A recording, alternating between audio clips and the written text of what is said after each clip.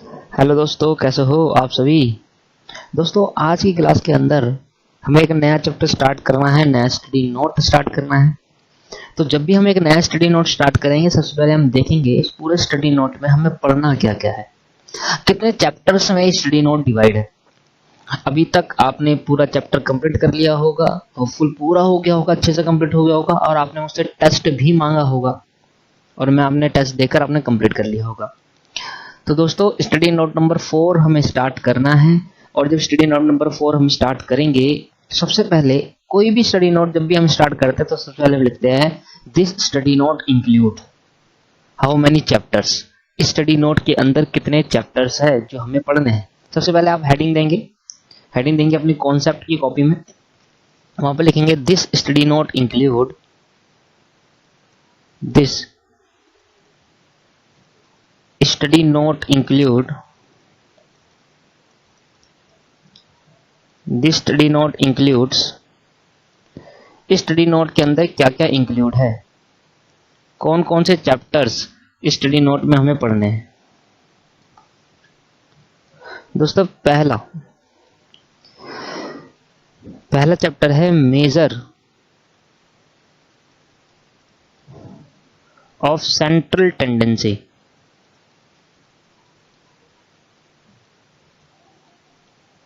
Measurement of central tendency. इसके अंदर जो मैं आपको बताऊंगा वो बताऊंगा मीन में डिटेल में पढ़ेंगे दोस्तों। इसमें मीडियन, मोड, ठीक है। तो मीन, मीडियन, मोड, मेन मैंने आपको बता दिया, और भी बहुत कुछ है इसके अंदर। दूसरा चैप्टर हमारा इधर पढ़ेंगे हम, दूसरा चैप्टर जो हमने बनाया है वो measure of dispersion, measurement of dispersion, ठीक है। इसके अंदर मेन हम पढ़ेंगे range,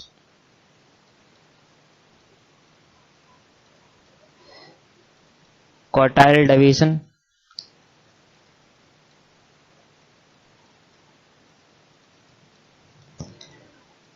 variance and standard deviation.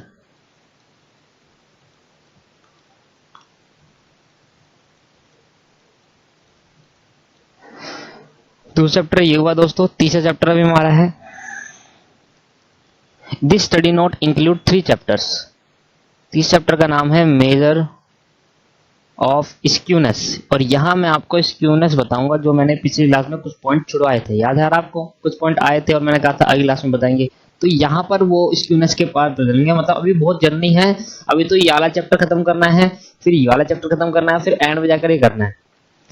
तो सर, ये स्टडी नोट के अंदर हमारे 3 चैप्टर रहेंगे और इस 3 चैप्टर को कंप्लीट करने में मिनिमम 1.5 महीना लगेगा। इतनी जल्दी खत्म नहीं होंगे, बहुत टाइम लगने वाला है चैप्टर कंप्लीट करने में, काफी क्लासेस है। तो अच्छे से आराम से करते हुए चाहिए। इस चैप्टर की जो वेटेज रहेगी पेपर के अंदर 50 मार्क्स में, तो जो वेटेज है चैप्टर की, मैक्सिमम वेटेज क्या रहेगी चैप्टर के अंदर, वो रहेगी 20 to 25 मार्क्स। 20 to 25 मार्क्स का ये आ सकता है, इतनी वेटेज है इस चैप्टर की, ठीक है। 20 to 25 मतलब मिनिमम 20 तो आ सकता है दोस्तों, ठीक है। समझ में आ रहा है आपको, ठीक है। तो ये हमारे 3 चैप्टर हुए, बड़े बड़े चैप्टर है, बहुत सारे क्वेश्चन है दोस्तों, बहुत सारे क्वेश्चन है। 200-250 क्वेश्चन हमें करना है इस चैप्टर के अंदर, बहुत सारे क्वेश्चन है।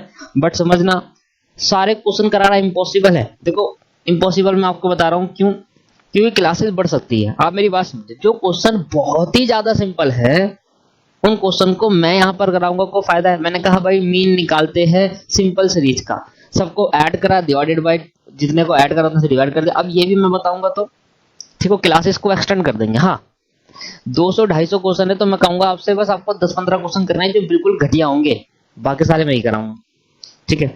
अगर नहीं हो तो वो भी मैं करा दूंगा, कोई प्रॉब्लम नहीं आएगी, ठीक है दोस्तों। तो हम स्टार्ट कर रहे हैं। मेरा पर्पस सिर्फ सारे क्वेश्चन बताना है, सब कुछ कॉन्सेप्टली ढंग से बताना है आपको।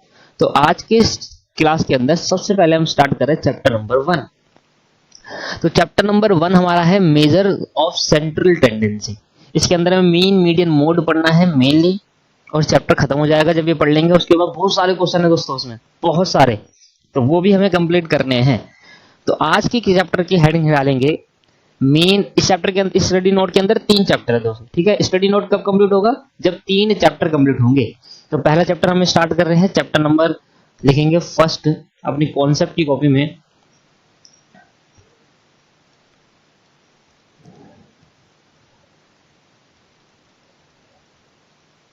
Chapter number 1। चैप्टर नंबर 1 कौन सा है? Measures of central tendency. Measures of central tendency. Measures of central tendency. Heading बनाई बढ़िया से आपने। चलो सर, तो मेजर ऑफ सेंट्रल टेंडेंसी क्या है, कैसे करना है, हमें कैसे कैसे पढ़ेंगे इसको, वो समझने की कोशिश करते हैं दोस्तों। आज की क्लास के अंदर इसका बेसिक पढ़ेंगे, थ्योरी, और अगली क्लास से हमारे प्रैक्टिकल चालू हो जाएंगे। तो आज की क्लास जो रहेगी वो इसका बेस रहेगा। क्या है सेंट्रल टेंडेंसी, कैसे मेजर होंगे, क्या टेक्निक्स है, क्या मेथड्स है मेजर करने के, तो ये आज की क्लास का बेसिक है। तो पहली क्लास हमेशा बेसिक की होती है, ठीक है। और इसके बाद अगली क्लास से हम चालू कर देंगे मेन, पूरा कंप्लीट करेंगे, मोड कंप्लीट, मीडियन कंप्लीट करेंगे, फिर मोड कंप्लीट करेंगे, फिर चैप्टर कंप्लीट होगा। तो आज की क्लास के अंदर स्टार्ट करते हैं बेसिक से, और बेसिक सीखते हैं इस चैप्टर का क्या है दोस्तों, बेसिक, ठीक है। स्टार्ट करते हैं। तो दोस्तों मैंने आपके लिए सामने लिख दिया है स्क्रीन पर। अब आपको स्क्रीन पर कुछ दिख रहा है, ठीक है। सबसे पहले समझाने से पहले यहां पर वीडियो पॉज करेंगे, 4 पॉइंट लिखेंगे, ठीक है। यहां पर वीडियो पॉज करके पहले आप पूरा 4 पॉइंट लिख लो। उसके बाद मैं आगे बढ़ा रहा हूं, 5 से आगे लिख रहा हूं, और ये 5 के बाद से आप उतारना चालू करेंगे। वीडियो पॉज करके यहां से उतारना चालू करेंगे। मैं थोड़ी देर रुक रहा हूं यहां पर। उसके बाद बाकी फिर ये भी उतारेंगे। तो सर सेंट्रल टेंडेंसी समझने के लिए हमें ये सब बातें जानना बहुत जरूरी है। तो यार आप मेरी बात को एक बिल्कुल ध्यान समझे सर। तो आपने उतार लिया है, पहले उतार लेना फिर समझना, ठीक है, क्योंकि फिर आपका ध्यान उतारने में होता है। तो पहले उतार लेना। सर आप मेरी बात को बिल्कुल ध्यान समझे, ध्यान से समझना कि जब भी हम ये चैप्टर स्टार्ट करते थे ना बचपन में, तो सारे टीचर्स हमें पता है क्या कराते थे? मीन से चालू कराते थे। भाई मीन, आओ बच्चों, मेजरमेंट ऑफ सेंट्रल टेंडेंसी कैसे करते हैं? मीन होता है एक मेथड, एक मीडियन होता है, एक मोड होता है, और जल्दी से मीन चालू करते हैं, क्वेश्चन होने लग जाते हैं। और जब क्वेश्चन होने लग जाते हैं तो आपको भी अच्छा सा लगने लगता है कि सर क्वेश्चन हो रहा है, चाहे वो इकोनॉमिक्स हो, चाहे वो मैथमेटिक्स की स्टैट्स हो, चाहे इकोनॉमिक्स की स्टैट्स हो। तो जब क्वेश्चन हो रहे होते तो आपको अच्छा लगता है, आपका ध्यान बिल्कुल ही, दिमाग खराब हो जाता था कि सर कि हमने कभी सीखा ही नहीं कि सेंट्रल टेंडेंसी होता क्या है। हमने कभी ये सीखा ही नहीं सर कि मीन किसे कहते हैं। सर हमारा दिमाग पता है क्या है, हमारा दिमाग को कंफ्यूज कर देते हैं। कंफ्यूज इसलिए कर देते हैं क्योंकि हमारे को गलत तरीके से पढ़ाया गया है शुरू से। अगर मैं आपसे पूछूं ना, बताओ बेटा सेंट्रल टेंडेंसी किसे कहते हैं, तो बच्चों आप सेंट्रल टेंडेंसी नहीं बता पाओगे, गारंटीड कह रहा हूं मैं। अगर मैं पूछूं बताओ मीन किसे कहते हो, आपका एक बताएगा एवरेज, इसे ही कहते हैं। सर ऐसा थोड़ा ना होता है। अगर आपने तो पढ़ा, या तो आपने गलत तरीके से पढ़ा, ये पढ़ाने वाले गलत थे, मुझे नहीं पता, वो आपको पता है। सर आपने जो पढ़ा, क्या उन्होंने क्या पता, टीचर्स ने तो पढ़ाया पर आपने समझा ही नहीं उस टाइम, वो आपको पता होगा। मैं इसलिए बात कर रहा हूँ सर, ये चैप्टर पढ़ने से पहले मैं मीन स्टार्ट नहीं करना चाहता ना, मैं मीडियन स्टार्ट नहीं करा था। मीन करा के simple series, discrete series, continuous series करा के क्वेश्चन खत्म कर दिया और चलो हो गया काम। सर अगर हमें पढ़ना है तो उसमें जानना है भाई क्यों पढ़ रहे हैं, क्यों पढ़ रहे हैं मीन। आपको पता है क्यों पढ़ते हैं मीन, आपको पता है क्यों पढ़ते हैं मीडियन, आपको पता है क्यों पढ़ते हैं मोड? सर पता नहीं, पढ़ते हैं सर। इसलिए सबसे बड़ी गलती हमारी लाइफ की यही है दोस्तों कि हम ना जानने की कोशिश नहीं करते जो हम पढ़ रहे हैं वो क्यों पढ़ रहे हैं। इसलिए मैं अभी आपको आज की क्लास में बस यही बताने वाला हूं कि आगे जाकर जब हम मीन पढ़ेंगे वो क्यों पढ़ रहे हैं, आगे जाकर जब हम मोड पढ़ रहे हैं, मीडियन पढ़ेंगे, वो क्यों पढ़ा जा रहा है, हम क्यों पढ़े इसको, हमें हर की क्या जरूरत है हमें इसको पढ़ने की। सेंट्रल टेंडेंसी होता क्या है, मेजरमेंट ऑफ सेंट्रल टेंडेंसी क्या होता है, ये क्यों क्यों सब क्यों है। सर बेस पहले अच्छा सा होना चाहिए आपका, इसलिए बेसिक को बढ़ाने के लिए मुझे इतने पॉइंट लिखने पड़े, नहीं तो मैं 5 मिनट में भी खत्म कर सकता था और सीधा स्टार्ट कर सकता। आप कुछ भी नहीं कहते। आपको तो मीन आपको पहले भी आपने वैसे पढ़ा है, चलो बेटा मीन करते हैं, मीन का ये वाला फॉर्मूला होता है, ये फॉर्मूला होता है, ये फॉर्मूला होता है, क्वेश्चन देना चालू, मीन हो जाता था, मजा आ जाता था उसमें। बट नहीं सर, कॉन्सेप्ट आपके बहुत अच्छे हैं। मेरा हमेशा यही रहता है कि कॉन्सेप्ट देने चाहिए, समझे क्यों हम पढ़ रहे हैं मीन, क्यों हमें ये चैप्टर पढ़ाया जा रहा है, क्यों मेजरमेंट ऑफ सेंट्रल टेंडेंसी होता क्या है, ये सब बातें आज की क्लास में हमें करना है। ठीक है दोस्तों, तो सर आज की क्लास में हमें बहुत इंपॉर्टेंट क्लास है, सबसे इंपॉर्टेंट क्लास मैं इसी को कहता हूँ। मैं ये नहीं कहता कि मीन की क्लास इंपॉर्टेंट है, मोड की क्लास, वो तो आपको आता भी है, ठीक है, निकालना आता है, पर समझना सबसे इंपॉर्टेंट क्लास होती है। तो आज की क्लास का बेसिक आप एक नहीं 2-2 बार देखें, 3-3 बार देखें, पर समझें।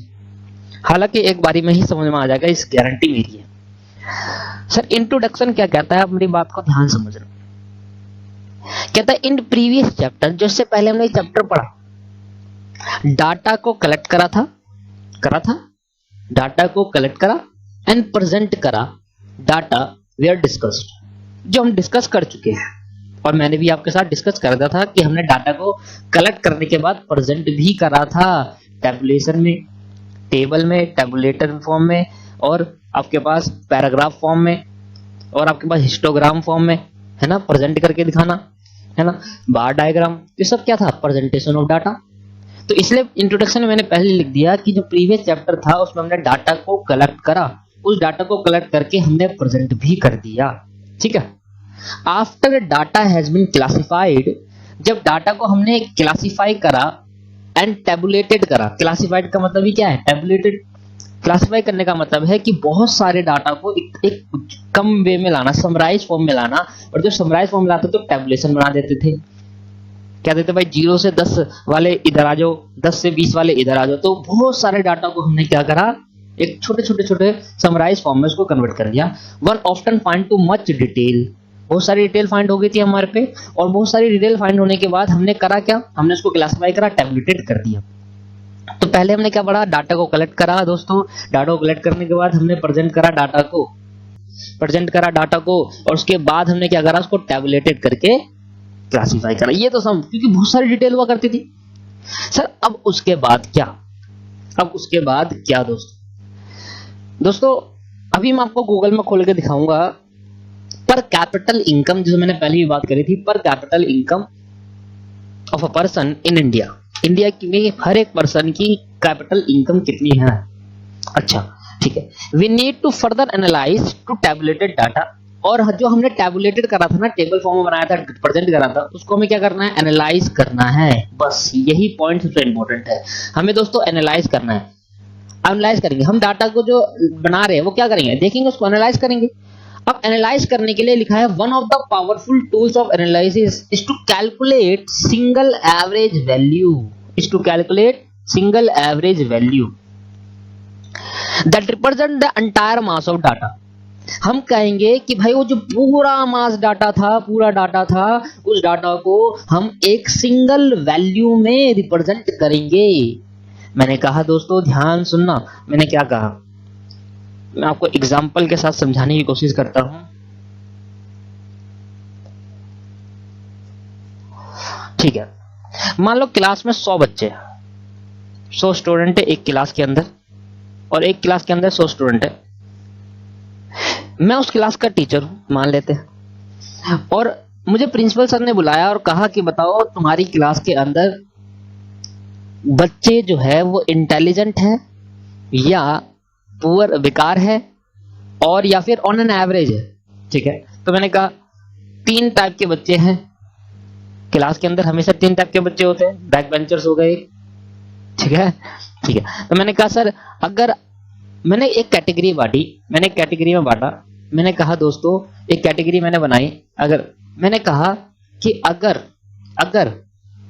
80 से अबव नंबर आते हैं, 80 मार्क्स से 100 के बीच में आते हैं, तो ये जो बच्चा होगा यहां पर इंटेलिजेंट होगा। ठीक है, अब मैंने कहा अगर 50 से 80 के बीच में आते हैं तो मैंने कहा ये एवरेज स्टूडेंट है, एवरेज स्टूडेंट है। और अगर मैंने कहा ये 0 से 50 के बीच में आते हैं, मैंने कहा ये वीक स्टूडेंट है। ठीक है, एवरेज स्टूडेंट, इंटेलिजेंट स्टूडेंट। अब मेरे क्लास के अंदर 100 बच्चे हैं भाई। मैंने एक से पूछा, मैंने कहा भाई बताओ कितने नंबर आए तुम्हारे और ऑन एवरेज, मतलब कितने नंबर आते हैं। उन्होंने कहा सर हमारी जो नंबर है मैंने कहा अपने सब्जेक्ट में पूछा, मैंने कहा मान लो मैथमेटिक्स स्टैट्स में बताओ कितने नंबर आए। तो मैंने कहा, उसने कहा सर मेरे नंबर आए 85। मैंने कहा अच्छा। मैंने कहा ये तो इंटेलिजेंट है। और दूसरे से मैंने पूछा, वो कह रहा है जी मेरा 52 आए। मैंने कहा ये तो एवरेज है। तीसरे से मैंने पूछा, वो कह रहा भाई मेरे तो सर 30 आ गए। मैंने कहा ये तो वीक है। तो सर वीक है, एवरेज है, इंटेलिजेंट है, एक बच्चे से जाकर पूछा मैंने। अब सर एक बच्चे ने तो मुझे बता दिया, 100 बच्चे थे क्लास के अंदर, एक बच्चे ने मुझे बता दिया कि वीक, इंटेलिजेंट। मैंने कैलकुलेट कर लिया अपने मार्क्स के अकॉर्डिंग। इनका 50 से 80 के बीच में आएंगे तो मैं एवरेज बोल दूंगा, 0 से 50 के बीच में आएंगे तो मैं वीक बोल दूंगा, और 80 से 100 के बीच में आएगा तो इंटेलिजेंट बोल दूंगा। अब प्रिंसिपल ने मुझे बुलाया, उन्होंने कहा सर आप ये बताओ कि आपके क्लास के अंदर अच्छे बच्चे हैं, एवरेज स्टूडेंट है या वीक स्टूडेंट है। तो मैं क्या बोलूंगा, मैंने कहा सर कमल तो एवरेज है, बाकी सोनू वीक है, और बाकी पुष्पा इंटेलिजेंट है। तो मैंने कहा सर ये क्या, तो मैं ऐसे ऐसे 100 बच्चों के नाम बोलूंगा। तो प्रिंसिपल भी कहेंगे चले जाओ भाई। तो सर मुझे उस केस के अंदर प्रिंसिपल सर को, अपने एक सर को क्या बताना पड़ेगा, मेरे को एक सिंगल वैल्यू देनी पड़ेगी। उन्होंने मुझसे 3 सवाल पूछे, आपकी क्लास में हर एक बच्चा on an average average student होगा, इंटेलिजेंट होगा, वीक होगा। तो मैंने क्या करा, मैंने 100 बच्चों को एक क्या निकाली, सिंगल वैल्यू निकाली दोस्तों। और मैंने कहा सिंगल वैल्यू निकाली, अगर मैंने कहा उनका मैं अगर एवरेज निकाल दूं 100 बच्चों के नंबर का, अगर 100 स्टूडेंट्स के नंबर का एवरेज निकाल दूं, एवरेज का मतलब क्या होता है, एवरेज का मतलब होता है numbers of observation, total number of observation, sum of the observation, sum of the observation मतलब नंबर यहाँ आएगा, सम यहाँ आएगा, उसका मतलब जितने भी मार्क्स है उनको जोड़ दो। ठीक है, हर एक स्टूडेंट के जितने मार्क्स उनको जोड़ दो, और हर एक स्टूडेंट के जितने स्टूडेंट को हमने जोड़ा 100, तो हमने कहा सबके जो मार्क्स आ रहे हैं वो जोड़ने के बाद 8000 आ गए। और मैंने कहा 100 बच्चे हैं, तो मैंने 2 0 से 2 0 काट दी, तो आपके पास 80 आ गया। तो 80 कौन सी कंडीशन में है, इंटेलिजेंट। तो मैंने कहा वही सर के पास गया, मैंने कहा प्रिंसिपल सर कि हर एक बच्चा इंटेलिजेंट है, हमारी क्लास तो इंटेलिजेंट है। तो मैंने क्या करा, मैंने पूरे बच्चों को, जो पूरा एंटायर डाटा था, मास डाटा को, उसको किस में रिप्रेजेंट कर दिया दोस्तों, एक सिंगल वैल्यू में। और सिंगल वैल्यू को रिप्रेजेंट करने के लिए मैंने क्या निकाला, एवरेज। सर यही बात होती है, हमारे को एक प्रॉब्लम है, हमें डिसीजन देना। यहाँ पर मैंने क्या दिया सर, यहाँ मैंने 80 आते मैंने क्या दिया, डिसीजन दिया। और जो डिसीजन क्या दिया, वो डिसीजन दिया जाए कि जो हमारी क्लास है वो इंटेलिजेंट क्लास है। ये डिसीजन दिया, हमारी जो क्लास है वो इंटेलिजेंट क्लास है, मैंने डिसीजन दिया। सर जब भी हमें डाटा कैलकुलेट डाटा मिलता है, मास डाटा, तो सर वो मास डाटा बहुत सारे उसमें होता है, बहुत सारा डाटा होता है उसके, तो वो डाटा को सर एक सिंगल वैल्यू में रिप्रेजेंट करना ही सेंट्रल टेंडेंसी कहता है। दूसरी बात मैं दोबारा बोल देता हूं, सेंट्रल टेंडेंसी का मतलब होता है जब एंटायर डाटा को एक सिंगल वैल्यू में रिप्रेजेंट करना, इज कॉल्ड सेंट्रल टेंडेंसी। यहां तक समझ में आया आपको। तो सेंट्रल टेंडेंसी मतलब क्या होता है दोस्तों, जब भी हम एंटायर डाटा को एक सिंगल वैल्यू में रिप्रेजेंट करते हैं, इसी को हम बोलते हैं सेंट्रल टेंडेंसी। यहां तक बात समझ में आई। तो वो क्यों करते हैं दोस्तों, क्योंकि सर इतने सारे स्टूडेंट को देखकर हम ये नहीं बता सकते कि पूरी क्लास इंटेलिजेंट है, एवरेज है या वीक है। उसके लिए हमें एक पूरे 100 बच्चों का क्या निकालनी पड़ेगी, एवरेज वैल्यू, सिंगल वैल्यू, जो उन सिंगल वैल्यू 100 बच्चों को रिप्रेजेंट करे। तो हमने कहा ये सिंगल वैल्यू अगर 50 और 80 के बीच में आई तो एवरेज बोल दूंगा क्लास को, अगर 0 और 50 के बीच में आई तो वीक बोल दूंगा, 80 और 100 के बीच में आई तो इंटेलिजेंट बोल दूंगा। दोस्तों समझ में आई बात, ये नहीं आई। तो सर हमें जब डिसीजन देना होता है, तो हम मास डाटा को नहीं बताते, हम एक सिंगल वैल्यू को बताते हैं जो उस मास डाटा को रिप्रेजेंट करता होगा, और वो सिंगल वैल्यू हम बता देंगे। मैं आपको गूगल पर सर्च करके दिखाता हूं दोस्तों जो मैं दिखाना चाह रहा हूं वो ये है कि गूगल पर सर्च करके मैंने लिखा पर capital income of India 2019 in rupees, ये लिखा मैंने गूगल पे। सबसे पहले मतलब समझ लो पर कैपिटल इनकम का मतलब क्या होता है। मतलब ये होता है पर कैपिटल इनकम का कि जो भी पर्सन इंडिया में जॉब करने वाला है, जो भी पर्सन इंडिया में जॉब करने वाला है, उसकी पर कैपिटल इनकम, मतलब उसकी जो इनकम है जॉब से या बिजनेस से, या एक बंदा घर में कितनी इनकम लेकर आता है, इज कॉल्ड पर कैपिटल इनकम। अब सर देखो यहां पर क्या लिखा हुआ है पर कैपिटल इनकम का। पर कैपिटल इनकम में लिखा है द पर capital income in a real term during 2018-19 estimate 92,565। इसका मतलब यह है कि इंडिया में जो भी पर्सन कमा रहा है वो कम से कम ऑन एन एवरेज 92,565 कमा रहा है। बताओ सर 92,000 छोड़ो, 90,000 सैलरी होगी किसी भी पर्सन की? आप मुझे बताओ सर ये 90,000 सैलरी होगी क्या? नहीं दोस्तों, ये 90,000 सैलरी क्या कह रही है? ये 90,000 सैलरी ये बता रही है हमें कि इंडिया में रहने वाले लोगों को ऑन एन एवरेज इनकम कितनी कमाई जाती है। तो ये 92,000 हमें क्या रिप्रेजेंट कर रहा है? एक सिंगल वैल्यू, और वो सिंगल वैल्यू पूरी इंडिया की इनकम, पूरी इंडिया में रहने वाले लोगों की इनकम, एक एक जने की इनकम को रिप्रेजेंट करता है। अब ये 90,000 से कुछ कम भी हो सकता है, ये 90,000 से कुछ ज्यादा भी हो सकता है, नहीं हो सकता है। ये 90 से कुछ कम भी हो सकता है, ये 90 से कुछ ज्यादा भी हो सकता है। कि वो पर्सन होगा जो 90,000 से ज्यादा भी कमा रहा होगा, और कितने सारे पर्सन होंगे जो 90,000 से कम भी कमा रहे होंगे।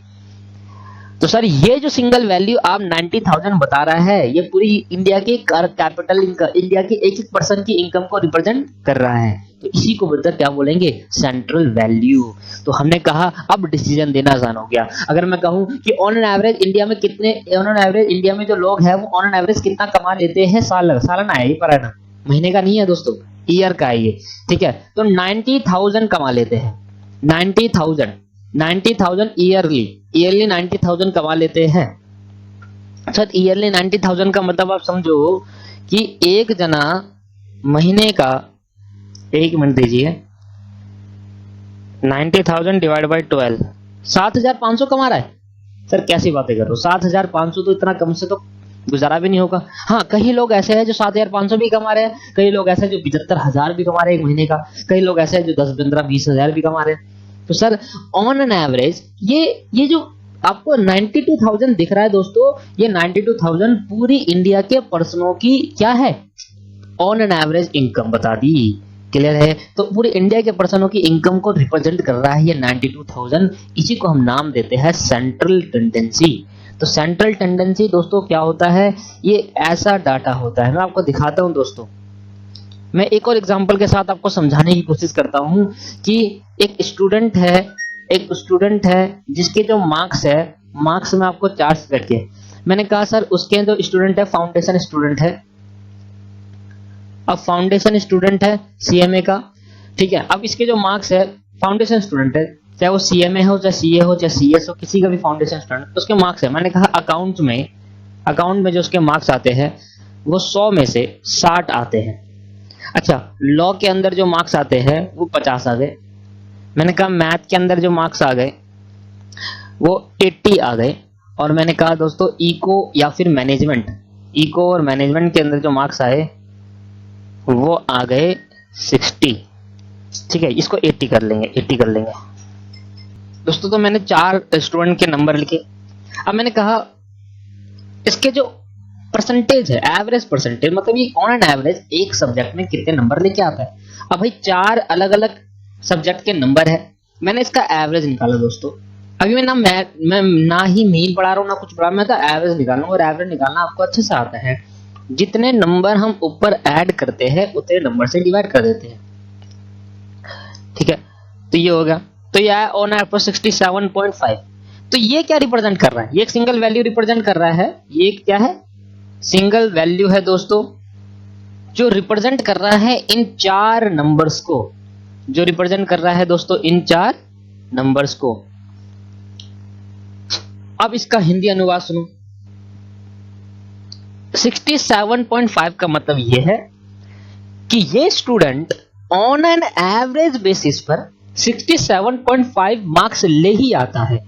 कभी ऐसा होता है कि ज्यादा ले आता है, कभी ऐसा होता है कि कम ले आता है। दोस्तों ये ध्यान समझ लो, अकाउंट में 67 पॉइंट हमने क्या कहा, ऑन एन एवरेज कितना लाता है, मतलब इसी के आसपास लेके आता है। कभी ज्यादा ले आता है, कभी कम ले आता है। तो 67.5 ये आपके 80 ज्यादा ले आया, इस बार कम ले आया, इस बार ज्यादा ले आया, इसमें कम ले आया। तो ये सिंगल वैल्यू क्या रिप्रेजेंट कर रही है, इस पूरे मार्क्स को, हर एक सब्जेक्ट के मार्क्स को रिप्रेजेंट कर रही है। सर यही सिंगल वैल्यू सेंट्रल वैल्यू कहा जाएगा। होपफुल आपको समझ में आ गया होगा कि दोस्तों जब हम सेंट्रल वैल्यू कैलकुलेट करेंगे तो कैलकुलेट करने के अलग अलग मेथड है। आप सोच रहे हो मीन ही एक सेंट्रल वैल्यू कैलकुलेट करना है, नहीं दोस्तों, मीन तो है ही, मीडियन और मोड भी एक सेंट्रल वैल्यू को कैलकुलेट करने का मेथड्स है। तो हमने कहा सर मीन भी एंटायर डाटा का एक सिंगल वैल्यू निकालता है, मीडियन भी एंटायर डाटा का एक सिंगल वैल्यू निकालता है, मोड भी एंटायर डाटा का एक सिंगल वैल्यू निकालता है। तो सर इसलिए पढ़ा जाता है मीन मीडियन मोड। सर इसलिए पढ़ा जाता है कि मीन मीडियन मोड क्या है, ठीक है। तो हमें क्या करना है, एंटायर वैल्यू निकालनी है। तो हमने कहा one of the powerful tools is analyse करने के लिए पावरफुल क्या है, single average value that represent the entire mass of data. अच्छे समझ में आ गया। The word average, जो word average is very commonly used in day to day conversation में भी कॉमनली यूज हो रहा है। जैसे कि भाई ऑन एन एवरेज आप कितना एक दिन में काम कर लेते हो, तो कहते हो सर एक दिन में हम 7 घंटे काम कर लेते हैं, या ऑन एन एवरेज एक दिन में हम 4 घंटे पढ़ लेते हैं। कभी कभी ऐसा होता है कि 2 घंटे पढ़ते हैं, कभी कभी ऐसा होता है कि 6 घंटे पढ़ लेते हैं, कभी कभी 3 रह जाते हैं, कभी कभी 4 भी हो जाते हैं। तो एवरेज वर्ड आया ना, वर्ड एवरेज इनकम। भाई आप कितना कमा लेते हो एक महीने में ऑन एन एवरेज, आपकी 4-5 दिनों से इनकम आ रही है, तो इनकम बड़ी सर्टेन नहीं है, कभी ज्यादा आ जाता है, कभी कम आ जाता है, कभी ज्यादा आ जाता है, कभी कम आ जाता है। तो ऑन एन एवरेज निकाल लोगे, कभी सबको जोड़ोगे, आप देखोगे ऑन एन एवरेज कितनी इनकम कमा लेता हूं। Average age of the employee, भाई आपकी कंपनी के अंदर एम्प्लॉय है, आपने कहा ऑन एन एवरेज कितनी एज वाले एम्प्लॉय आपकी कंपनी, आपने कहा भाई 30-35 वाले एज के एम्प्लॉय हमारे। क्या पता कुछ एम्प्लॉय ऐसे भी होंगे जो 50 साल के होंगे, और क्या पता कुछ एम्प्लॉय ऐसे भी होंगे 23-24 साल के भी होंगे, आ रहा समझ में, 45 साल के भी होंगे। तो एवरेज हमारी डे टू डे लाइफ में भी एवरेज वर्ड बड़ा यूज होता है दोस्तों। आप क्या अपने दोस्त से पूछा कि बता भाई पूरे पेपर में ऑन एन एवरेज कितने नंबर बैठे, आपने कहा 67.5। 67.5 इज अ परसेंटेज, तो जो 67.5 परसेंटेज है सर वो क्या है, आपके हर एक नंबर को एवरेज करके आप 67.5% लेके आए। अब 12th में आपके पास आई 90%, तो 90% क्या बता रही है वो, 90% ये बता रही है कि ऑन एन एवरेज आप 90% ले आते हो हर सब्जेक्ट के अंदर। कभी ऐसा होता है कि इसके आसपास कभी ज्यादा हो जाता है, कभी कम हो जाता है। आ रहा समझ में नहीं आ रहा। तो सर जो परसेंटेज बचपन में निकाला करते थे वो परसेंटेज भी क्या है, एवरेज है दोस्तों। देखो सच average value is neither the smallest, जो एवरेज वैल्यू निकलेगी वो ना ही बहुत ही कम होगी और ना ही द लार्जेस्ट वैल्यू, पर सम क्या होगी उसके बीच में होगी। But it with the number value sum who somewhere in the middle of the group, जो भी ग्रुप होगा उसके बीच में होगी ये वैल्यू। सही बात है या नहीं। तो ये तो था इंट्रोडक्शन कि हमें सिंगल वैल्यू क्यों निकालना था। सिंगल वैल्यू निकालने के लिए हमें क्यों निकाल, क्योंकि एंटायर डाटा को एक सिंगल वैल्यू रिप्रेजेंट करेगा। क्यों करेगा ये समझो, क्यों भाई एंटायर डाटा क्यों नहीं रिप्रेजेंट करेगा, क्योंकि भाई लोग जो आगे इसको रिप्रेजेंट करना है मीटिंग आप दोगे तो आप बताओगे ऑन एन एवरेज सर इतना, एंटायर डाटा को बताने लग गए तो बस यही करते रहेंगे। तो सर डिसीजन देने के लिए, क्यों डिसीजन देने के लिए हमें एक सिंगल वैल्यू चाहिए होती है एंटायर डाटा का। जो सिंगल वैल्यू हम निकालते हैं उसको ही हम सेंट्रल टेंडेंसी कहते हैं। तो मैंने ऊपर की बातों को एक सिंपल मीनिंग में लिख दिया। अगर बुक में आए, क्वेश्चन में आए तो ऊपर जो हमने पूरा ग्रंथ पढ़ा 6 पॉइंट का, वो मैंने एक सिंपल पॉइंट में लिख दिया कि मीनिंग ऑफ सेंट्रल टेंडेंसी का in simple word, central tendency is an average a single value which represent the characteristics of entire data। entire data का एक क्या बताता है, characteristics, एक विशेषताएं बता देता है, पूरे entire data की एक वैल्यू बता देता है। and help us, और वो हमें भी मदद करता है to compare the given data with another data, compare करने में भी मदद करता है हमें दोस्तों। क्या बात समझ में आई या नहीं आई आपको? बिल्कुल सर समझ में आ गई अच्छे से। तो सेंट्रल टेंडेंसी, आज के बाद मैं आपसे पूछूं कि सेंट्रल टेंडेंसी किसे कहते हैं तो आप कहोगे सर वो वैल्यू जो एक पूरे एंटायर डाटा को क्या कर दे, रिप्रेजेंट करता हो, और वो हमें कंपेयर करने में भी मदद करता है दूसरी वैल्यू को। जैसे मैं आपको गूगल पे दिखाया है मैंने आपको कि भाई 2018-19 में कितनी इनकम है 90, तो ये 2018-19 की पर कैपिटल इनकम है 92,000। अब देखना ₹2 17-18 में कितनी थी दोस्तों? 87। क्या ये कंपेयर करने में मदद करेगी? अब बताओ बढ़ गई या कम हो गई? बढ़ गई बेटे। 17-18 में 87,000 थी और 18-19 में 92,000 हो गई। क्या बढ़ गई कम हो गई? सर बढ़ गई। तो ये भी क्या है? एक सेंट्रल वैल्यू है। 17-18-19 की वैल्यू 18-19 की इनकम को रिप्रेजेंट कर रही है 92,000, और ये क्या है? 87,000, ये 17-18 की इनकम को रिप्रेजेंट कर रही है। दोनों सेंट्रल वैल्यू आपस में कंपैरिजन करने में मदद करते हैं। अब हम कहेंगे कि इंक्रीज हो गई 5.64% से। देखो ऐसे निकाला करते हैं, इसलिए मैं आपको समझा रहा हूँ जो चीज हम पढ़ रहे हैं सर, ये जो चीज पढ़ रहे हैं ना, ये इंपॉर्टेंट है, लाइफ के लिए भी इंपॉर्टेंट है। देखो in simple word, central tendency is average of single value which represent the characteristic of entire data, जो एंटायर डाटा की एक सिंगल वैल्यू में रिप्रेजेंट कर दे और हमें मदद भी कर दे कंपेयर करने में दूसरे डाटा से। और दूसरा डाटा क्या होना चाहिए? वो भी सिंगल होना चाहिए, यानी कि पूरा अलग अलग, वो दूसरा डाटा भी सिंगल होना चाहिए। अच्छा, सेंट्रल टेंडेंसी का मतलब तो ये रहा। अब मेजर ऑफ सेंट्रल टेंडेंसी, क्योंकि हमारा चैप्टर का नाम है मेजर, तो हमें क्या करना है? हमें सर जो हम एंटायर वैल्यू फाइंड आउट करेंगे, उस एंटायर वैल्यू को फाइंड आउट करके उसमें मेजर करेंगे और डिसीजन लेंगे, इसी को कहते हैं मेजर ऑफ सेंट्रल टेंडेंसी। कैसे? पहली बात भाई, एंटायर वैल्यू फाइंड आउट करेंगे। After ascertaining the central value of the entire data, then we measure and take decision is called measurement of central tendency। तो measurement of central tendency का मतलब ये हुआ, एक तो सेंट्रल टेंडेंसी मतलब वो सेंट्रल वैल्यू, जब उसको असर्टेन कर लेंगे फिर हमें क्या करना पड़ेगा? मेजर करना, मेजर ऑफ सेंट्रल टेंडेंसी। एक तो सेंट्रल टेंडेंसी को असर्टेन करना और दूसरा उसके बाद असर्टेन होने के बाद उसमें डिसीजन देना। तो यही है सेंट्रल टेंडेंसी का मतलब। तो आज आपकी जो क्लास थी अभी खत्म नहीं हुई है, अभी जो क्लास हमें चल रही है, इस क्लास में हमने सबसे पहले तो मेजरमेंट ऑफ सेंट्रल टेंडेंसी और सेंट्रल टेंडेंसी का मतलब सीखा बहुत अच्छे से, और हमने जाना कि आगे हम जब मीन मीडियन मोड करेंगे वो हम क्यों कर रहे हैं, क्योंकि हम निकालना चाहते हैं कि पूरे एंटायर डाटा का एक सिंगल वैल्यू क्या होगी, उसी को निकालने के लिए मुझे मीन मीडियन मोड की मदद लेनी पड़ेगी। तो समझ में आया क्यों पढ़ते हैं हम मीन मीडियन मोड? सर इसलिए ये है कंसेप्ट। असली कंसेप्ट जो होते हैं ना सर बहुत अच्छे होते हैं। कंसेप्ट को अगर अच्छे से पढ़ोगे ना तो आपका मन भी करेगा आगे, कंसेप्ट को अच्छे से पढ़ने के बाद आपका आगे मन भी करेगा कि सर नहीं यार सही में सही चीज है। हम ऐसे ही मीन पढ़ते थे फिर आप बोर हो जाते थे भाई। अब हमें पता चल गया ना एक्चुअल में कि मीन मीडियन मोड क्यों फाइंड करते हैं, क्योंकि एंटायर डाटा को रिप्रेजेंट करना चाहिए एक सिंगल वैल्यू पे, क्योंकि हम डिसीजन अच्छे से दे सके और कंपैरिजन कर सके। इसलिए हम मीन मीडियन मोड की मदद से दोस्तों क्या फाइंड आउट करते हैं? Single value. ठीक है दोस्तों, समझ में आया आपको? हाँ जी समझ में आ गया।